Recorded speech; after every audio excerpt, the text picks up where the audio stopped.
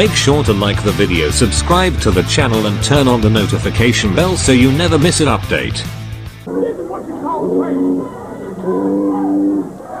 What is this now?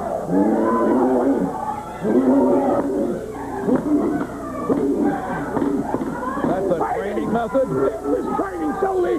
This is what you call training. Oh, that chair is good grief. That is training. chair Now, is what else working you right wanna through know? the center. What else you want to know? Well- that is the way we train. Blood, guts, He's going right straight through that chair, and Blood is pouring down his face now. I think that's quite enough. Yes, Mr. Pringle, if you'll kindly remove him from the area. Yeah. You were trying to impress me. You did. Number 6 is The Missing Link. Yeah. Now, The Missing Link was very much like George the Animal Steele. George the Animal Steele should probably be on this list, but by the time I discovered George Steele, he was a good guy. To bed. Bye-bye. And I just have a hard time not thinking of George Steele as a good guy. We were in Tampa one time, and a guy that was on the radio there, Ted Webb, and he was talking about the first time he met George the Animal Steele. He's sitting there smoking a cigarette, no green tug or anything. He said, "Hello, Ted, how are you?" Oh, no. Drama. And Ted went off because he's a lifetime wrestling fan, being in Tampa. And he said, it's like when I was a kid and realized there's no Santa. And I thought it was a big joke. I was not a wrestling fan. I never watched wrestling. We're still sitting there with no green tug. Hello, Okay, Ted, how are hold you? on. I gotta. So, if there are any children listening, I don't know why Bobby just said there's no such thing as Santa. I'm a Grinch.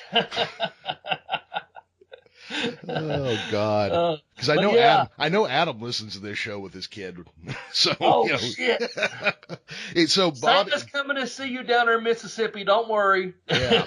I just said what the DJ on the radio said. Oh, okay, yeah. That's all I'm saying, because we was talking about the missing link, and I'm gonna let you talk about, because the only thing I have really to say is that I was in training, and Dean Malenko was talking about running in to Dewey Roberts, and we was like, who? And he was telling us a story like, yes, it's the missing link. He said, yeah, he's a nudist. And I said, that there's scary. So, and that was boom, boom, shh. And they all kind of laughed, and Dean had ran into him somewhere in Tampa, and they just, I guess he knew his dad back in the day, and they spoke, and that was it. And that's really, other than seeing him in the magazine covers, I think during World Class on TV some.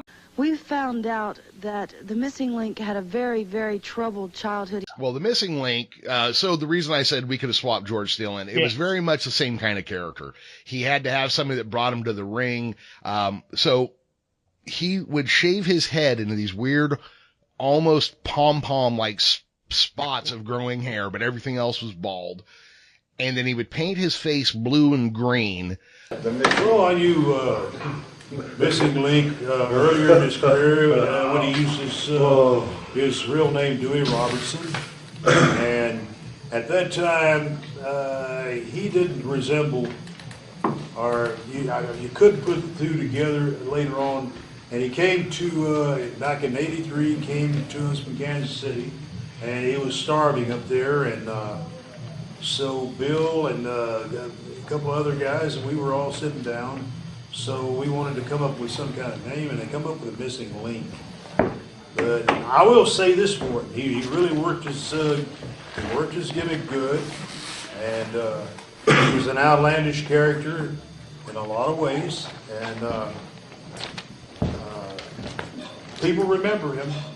He was kind of wild. He was uncontrollable. Yeah. He would grab himself by the head and smash his own head into people, and use the flying headbutt, which we now know is one of the most dangerous moves that can be used. From 20 feet in the air, and you come down with your head and torpedo him like that. But he was wild, and when you're a little kid watching him, because I'd seen him on WWF and WCCW. Yeah. And he was just kind of scary. And then from there into the buckle, he knocked the whole buckle down. Look at that. Now, the way a killer body had that body. Yeah. And that look was scary, man. Yeah, no, and he was a madman, It was like somebody basically they did. They let him off a dog chain, and he'd just go in and start whipping ass, It was, a tried and true type of character to play, he scared me when I was young, and that's why I wanted him on here, because he was just a lunatic. Never quit. Amen. Never quit. Keep getting in the ring.